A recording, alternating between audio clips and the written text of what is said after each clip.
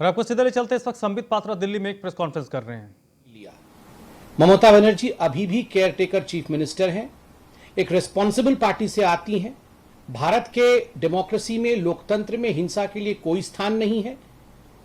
और मुझे लगता है कि तृणमूल कांग्रेस की सरकार को, तृणमूल कांग्रेस के नेता को एक रिस्पॉन्सिबल तरीके से इस विषय को संज्ञान में लेते हुए प्रशासन को दुरुस्त करना चाहिए और जो हमले और हिंसा हो रहे हैं उन्हें रोकना चाहिए।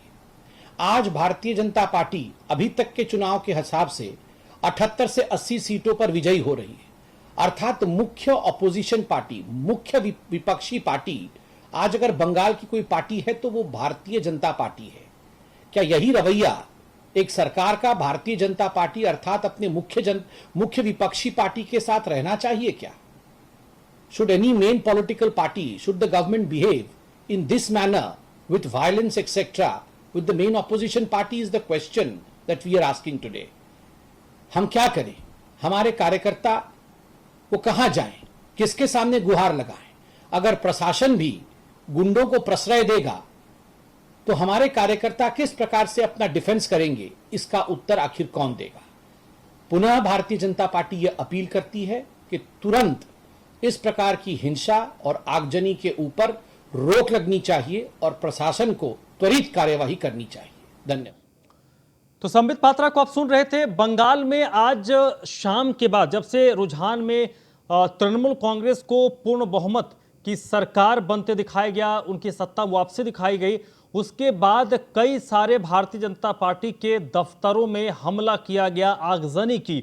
इसी की को लेकर इस वक्त संबित पात्रा बात कर रहे थे। इससे पहले भी उन्होंने बाकायदा जिक्र किया था कि कहां कहां भारतीय जनता पार्टी के किस किस दफ्तर में आगजनी की गई है, तो ये उनकी ओर से बताया गया। वहीं मुख्यमंत्री योगी आदित्यनाथ की अगर बात करें तो आज मुख्यमंत्री योगी आदित्यनाथ ने अधिकारियों को सख्त निर्देश दिए हैं। विशेष तौर पर फोन उठाने को लेकर अधिकारियों को यह निर्देश है कि वो लगातार, मुख्यमंत्री को इस बात की शिकायत जा रही है कि अधिकारी अपना फोन नहीं उठाते हैं, अधिकारी रिस्पॉन्ड नहीं करते हैं।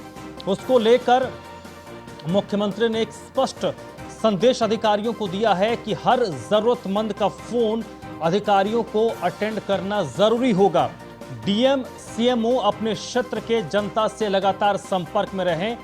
डीएम और सीएमओ ये दो अधिकारी हैं जो इस वक्त सीधे सीधे कोरोना के काल में आम लोगों से जिनका जुड़ाव है। आदित्य द्विवेदी इस वक्त मेरे साथ जुड़ चुके हैं। आदित्य, मुख्यमंत्री योगी आदित्यनाथ लगातार अधिकारियों को ऐसे संदेश देते आए हैं, लेकिन उसके बाद भी अधिकारियों की जो चमड़ी होती है, मोटी होती है, वो सुधरते नहीं है। यहां पर मुख्यमंत्री को संभवतः आदेश देने के साथ साथ बड़ी कार्रवाई दो चार अधिकारियों पर करनी होगी। दो चार अधिकारियों पर कार्रवाई हुई, सब सुधर जाएंगे। देखिए, मुख्यमंत्री पिछले जहां तक मुझे याद आ रहा है लगभग 2.5 महीना हो रहा है उनको, वो इस बात की लगातार कवायद कर रहे हैं, आदेश जारी कर रहे हैं। मुख्यमंत्री का कार्यालय फोन करता है और उसके बाद दर्जनों आईएएस आईपीएस फोन नहीं उठाते हैं। ये पिछले दिनों में हो चुका है। अब जबकि कोरोना काल है और ऐसे में मतलब बहुत ही संवेदनशीलता की बात है, और ऐसे में अगर फोन नहीं उठता है तो इस तरह निर्दयी की बात, निर्दयता की कोई बात नहीं हो सकती है। इसको लेकर के मुख्यमंत्री बहुत गंभीर हुए हैं और उन्होंने बहुत ही कड़े शब्दों में निर्देशित किया है कि हर हाल में हर जिले का जिलाधिकारी और सीएमओ, मुख्य चिकित्सा अधिकारी फोन जरूर उठाएगा। खासतौर से जनप्रतिनिधि का तो फोन जरूर से जरूर उठाए। जो भी उनके जिले के जनप्रतिनिधि हैं उनके नंबर वो सेव रखें और उनको जरूर उठाएं। आम जनता का तो वो नहीं उठा रहा है, ये तो मुख्यमंत्री मान चुके हैं, लेकिन कम से कम जनप्रतिनिधि जिन्होंने चुना है, कम से कम अगर उनकी बात भी सुन लेंगे तो आधी जनता का दर्द दूर हो जाएगा। लेकिन ये भी पूरा होता नहीं दिख रहा है। हम लोग खुद कोशिश करते हैं, मीडिया के लोग कोशिश करते हैं कि किसी तरह से इस कोरोना काल में डीएम या सीएमओ फोन उठा लें, लेकिन वो जब वो भी नहीं उठाते हैं तो आप अंदाजा लगाइए आम जनता का क्या होगा। मुख्यमंत्री के पास पिछले आदित्य, ये एक अहम सवाल है। मुख्यमंत्री ने बाकायदा डीएम और सीएमओ को कहा है, ये दो अधिकारी हैं जिनके ऊपर सीधे सीधे कोरोना के काल में जिम्मेदारी है और जिनको लोगों को फायदा पहुंचाना, लोगों को मदद करना है। मैं लखनऊ की बात करूं, लखनऊ से ही ये अपडेट है। लगातार हमारे संवाददाताओं ने हमें कई बार बताया है कि लखनऊ में जो सीएमओ साहब हैं वो फोन ही अटेंड नहीं करते। बिल्कुल सही है। तभी लखनऊ के सीएमओ को पिछले दिनों सस्पेंड किया, मतलब उनकी पावर्स छीन ली गई थी और उनकी जगह पर चिकित्सा विभाग के 2 शीर्ष अधिकारी IAS अधिकारियों को बैठाया गया था, क्योंकि सीएमओ साहब फोन ही नहीं उठाते थे। सीएमओ साहब अपना फोन या तो चपरासी को दे देते थे या किसी अपने PA को दे देते थे। तो इसी को देखते हुए उनकी सारे पावर छीन लिए गए थे। मुख्यमंत्री ने खुद उनके पावर छीनते हुए 2 सीनियर IAS को दिए हुए थे। अगर हम पूरे प्रदेश भर की बात करें तो हालात यही है, फोन नहीं उठाते हैं, आप लाख कोशिश कर लें, लेकिन हाँ, मुख्यमंत्री के सख्त आदेश के बाद ऐसी उम्मीद है कि अब ये जनप्रतिनिधियों के फोन जरूर उठाएंगे। जी चलिए, एक सख्त मैसेज मुख्यमंत्री की ओर से तमाम CMO CMs को दिए गए हैं कि आप लोगों को अपना फोन ऑन रखना है और कोई भी आपको फोन करे तो आपको फोन रिस्पॉन्ड करना है, यानी कि फोन उठाना है, वरना इस मामले में आप मुख्यमंत्री ने भी ये जाहिर कर दिया है कि जो ऐसा नहीं करेगा उनके खिलाफ सख्त से सख्त कार्रवाई की जाएगी। बहुत बहुत शुक्रिया आपका आदित्य। वहीं कोरोना के इस काल में योगी सरकार ने एक बड़ा फैसला लिया है कि दूसरे राज्यों में परिवहन निगम की बसें नहीं जाएंगी। बड़ी खबर आपको बता दें, उत्तर प्रदेश सरकार ने फैसला लिया है कि कोविड को देखते हुए, कोरोना के संक्रमण को देखते हुए उत्तर प्रदेश परिवहन निगम की बसें दूसरे राज्यों में नहीं जाएंगी।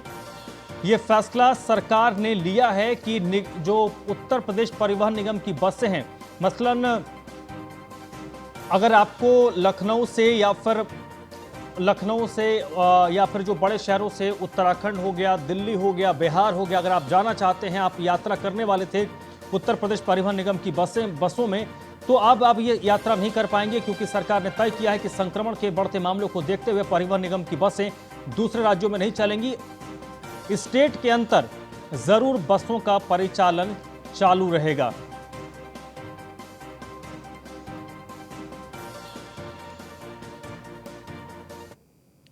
लखनऊ में निर्बाध ऑक्सीजन की सप्लाई के ऑर्डर दे दिए गए हैं। डीएम अभिषेक प्रकाश ने इसकी जानकारी दी है कि 9,64,20,000 का ऑर्डर जारी किया गया है और इस ऑर्डर के जरिए सुनिश्चित किया जाएगा कि लखनऊ में ऑक्सीजन की कमी ना हो, ऑक्सीजन की आपूर्ति निर्बाध तरीके से चले, उसको सुनिश्चित करना है। ये डीएम लखनऊ ने कहा है, ऑक्सीजन की सप्लाई में कहीं से कोई दिक्कत नहीं आने दी जाएगी। ऑक्सीजन की भरपूर सप्लाई का इंतजाम किया जा रहा है। तो बड़ी खबर आपको बता दें, लखनऊ में निर्बाध ऑक्सीजन की सप्लाई के ऑर्डर दिए गए हैं। इसकी जानकारी खुद डीएम अभिषेक प्रकाश ने दिया है। उन्होंने बताया है कि 9,64,00,000 यानी तकरीबन 9.5 करोड़ का ऑर्डर दिया गया है और ये ऑर्डर सिर्फ इसलिए दिया गया है ताकि लखनऊ जो राजधानी है, यहां पर ऑक्सीजन की आपूर्ति सुनिश्चित हो, ऑक्सीजन निर्बाध तरीके से सप्लाई होती रहे। इसको देखते हुए ये ऑर्डर दिया गया है। लखनऊ उत्तर प्रदेश की राजधानी के साथ साथ आसपास के 8-10 जिलों के जो मरीज होते हैं वो राजधानी और बड़े हेल्थ मेडिकल इंफ्रास्ट्रक्चर के कारण राजधानी का रुख करते हैं। एसके वाजपेयी इस वक्त मेरे साथ जुड़ चुके हैं इसी पर अपडेट के लिए। एसके वाजपेयी, कब तक ये जो स्थिति है उसमें सुधार होगा और कब तक ये सुचारू तौर पे निर्बाध आपूर्ति शुरू हो जाएगी? बिल्कुल निश्चित है कि ज्यादातर हॉस्पिटल्स में अब ऑक्सीजन की व्यवस्था सामान्य हो रही है। चाहे वो लखनऊ के अगर बड़े हॉस्पिटल की बात करें तो केजीएमसी का अपना खुद का प्लांट है, उसके अलावा लखनऊ के पीजीआई में भी प्लांट शुरू हो चुका है। उसके अलावा जो लखनऊ का बड़ा हॉस्पिटल है मेदांता, उसमें भी ऑक्सीजन की व्यवस्था कर दी गई है, ऑक्सीजन उसके प्लांट को उपलब्ध हो गई है। बाकी जो छोटे अन्य हॉस्पिटल्स हैं उसको लेकर 9 करोड़ रुपए से ज्यादा का बजट जारी कर दिया गया है। तो निश्चित है कि राजधानी लखनऊ पर ज्यादा प्रेशर इसलिए भी है कि जो आसपास के जिलों के बड़े जो मरीज गंभीर हो जाते हैं वो कहीं ना कहीं लखनऊ में इलाज कराने के आते हैं। तो ऐसी स्थिति को देखते हुए अब लखनऊ में 9 करोड़ की मदद नए प्लांट्स ऑक्सीजन जनरेशन से लेके ऑक्सीजन कॉन्सेंट्रेटर तक खरीदने के लिए ये बजट जारी किया गया है, जिसको उत्तर प्रदेश सरकार की तरफ से जिलाधिकारियों को दिया गया था, जिसमें जिलाधिकारी ने ये रकम जारी कर दी है। अब चूंकि निश्चित है कि बिना टेंडर की ये सारी खरीद होनी है, जिसका निर्देश पहले ही मुख्यमंत्री कार्यालय से जारी किया जा चुका है सभी जिलों के लिए। तो इसमें लखनऊ के लिए ये बड़ा बजट दिया गया है ताकि कोई भी लखनऊ का ऐसा हॉस्पिटल ना हो जहां पर अपनी ऑक्सीजन की व्यवस्था ना हो, चाहे या तो उनके पास ऑक्सीजन कॉन्सेंट्रेटर्स होंगे या फिर ऑक्सीजन के उनके खुद के प्लांट्स होंगे या फिर ऑक्सीजन जनरेशन होगा जहां से वो अपने हॉस्पिटल के साथ ही आसपास के दूसरे हॉस्पिटल को भी ऑक्सीजन उपलब्ध करा पाएंगे। तो ये व्यवस्था लखनऊ में की जा रही है, उसके लिए लगातार काम चल रहा है और निश्चित है कि लखनऊ के लिए बड़ी बात जरूर है जब 9 करोड़ से ज्यादा का बजट कहीं ना कहीं इन सारे कार्यों के लिए लखनऊ जिला प्रशासन की तरफ से जारी कर दिया गया है। जी चलिए, बहुत बहुत शुक्रिया एसके वाजपेयी आपका।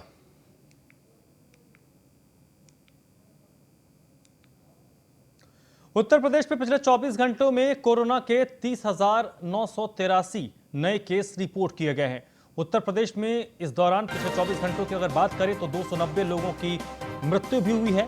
पिछले 24 घंटे का ये फिगर आपको दिखा रहे हैं। तकरीबन 31,000 नए केस आए हैं, 290 लोगों की मौत हुई है।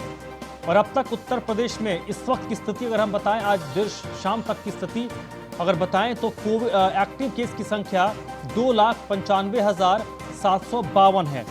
पिछले 24 घंटे में तकरीबन 36,650 लोग ठीक हुए हैं। यानी पिछले 24 घंटे में जितने संक्रमण के मामले सामने आए हैं उससे ज्यादा लोग ठीक हुए हैं। यूपी में कोरोना से अब तक 13,162 लोगों की मौत हुई। 31,000 के करीब पॉजिटिव मामले पिछले 24 घंटे में सामने आए हैं, तो 36,000 के करीब लोग पिछले 24 घंटे में रिकवर भी हुए हैं। ये एक अच्छी बात है। दूसरा कि ये देखा जा रहा है कि आंकड़े में बेतहाशा वृद्धि नहीं हो रही है। पिछले एक सप्ताह की अगर आप उन आंकड़ों को देखेंगे, पिछले एक सप्ताह की रिपोर्ट्स को देखेंगे तो 30,000 32,000 के आसपास है। एक जगह पर आकर आंकड़े स्थिर हो गए हैं। साथ ही साथ एक और अच्छी चीज ये नजर आ रही है कि जितने लोग पिछले 24 घंटे में संक्रमित पाए जा रहे हैं, कम से कम उतने या उससे ज्यादा लोग रिकवर भी हो रहे हैं और ठीक हो रहे हैं।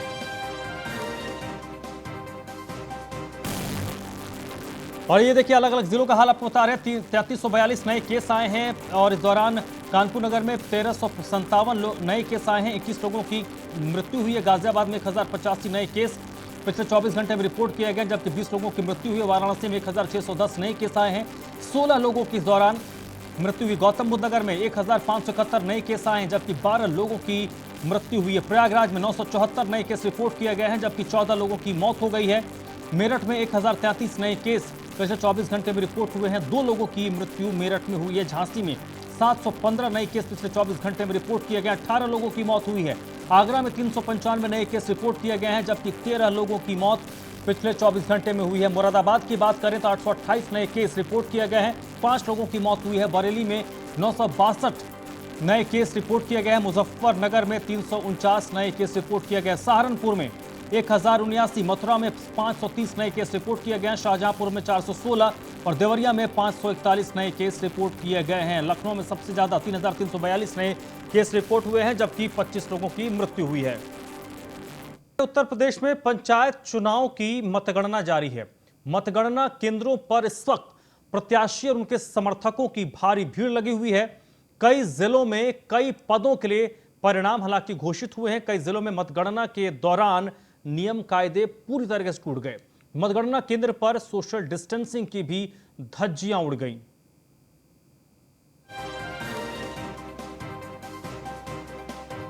उत्तर प्रदेश में पंचायत चुनाव के लिए मतगणना इस वक्त जारी है। कई जगहों पर यह देखा जा रहा है कि जो प्रत्याशी हैं, उनके समर्थक हैं, उनकी भारी भीड़ जमा हो गई है। कई जिलों पर परिणाम घोषित भी हुए हैं और इस दौरान ज्यादातर जगहों पर नियम कायदे टूटते नजर आए हैं। विशेष तौर पर कोविड के प्रोटोकॉल का कहीं पर भी पालन होता नजर नहीं आया है।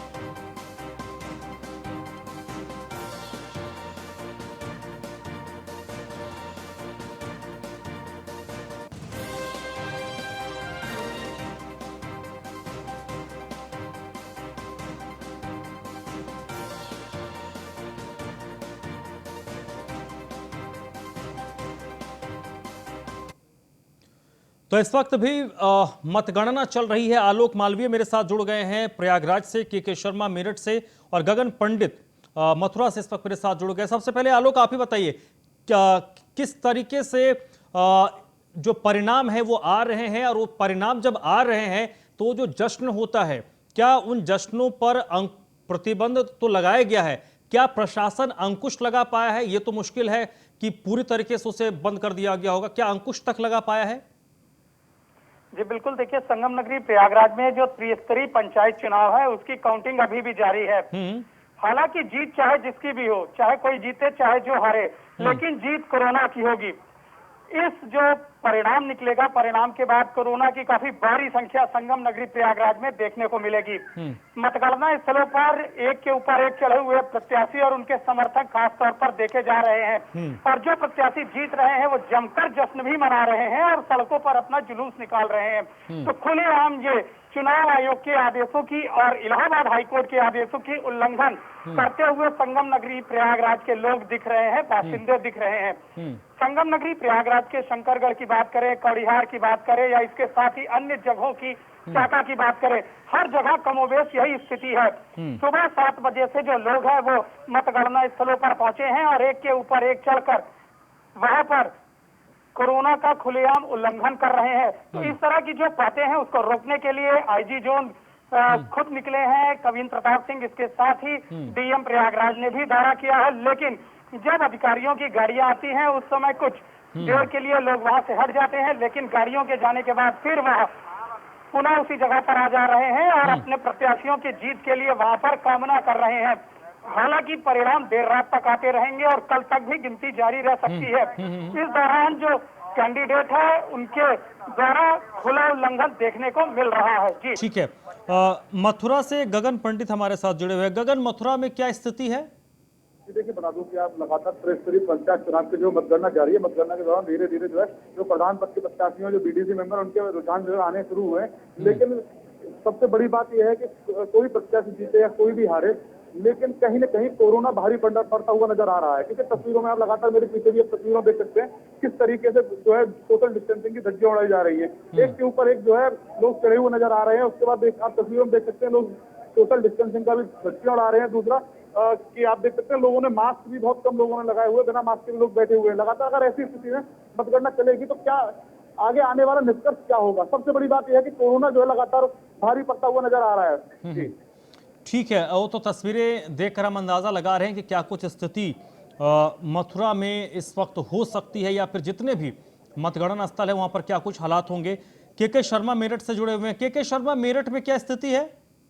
जी, मेरठ में जो स्थिति है उसमें 2 बातें सामने आ रही हैं। एक तो जैसे ही मतगणना शुरू हुई थी उससे पहले ही 14 मतगणना कर्मचारी कोरोना पॉजिटिव निकले थे टेस्ट में, और उसके बाद जो मतगणना स्थल है उसमें जगह जगह पर लोग एकत्रित हो रहे थे और वहां पर खड़े हो रहे थे। तो एसएसपी अजय साहनी और डीएम के बालाजी का जो काफिला निकला तो ऐसे लोगों पर कंट्रोल करने में खासी मशक्कत करनी पड़ी। 184 बूथों पर 12 ब्लॉक की ये मतगणना चल रही है। यहाँ पर तो आप जहाँ पर भी सरकारी स्थल है, जहाँ पर सरकारी कर्मचारी है, वहां पर तो आप कंट्रोल कर रहे हैं। लेकिन ये चुनाव गांव का था। गांव में की सड़कों पर जैसे ही नतीजा आता है उसके बाद वहां का जो नजारा होता है वो कोविड की धज्जियां उड़ाने वाला नजारा होता है, क्योंकि लगता है कि गांव के जो लोग जीत कर आए उन्होंने कोरोना से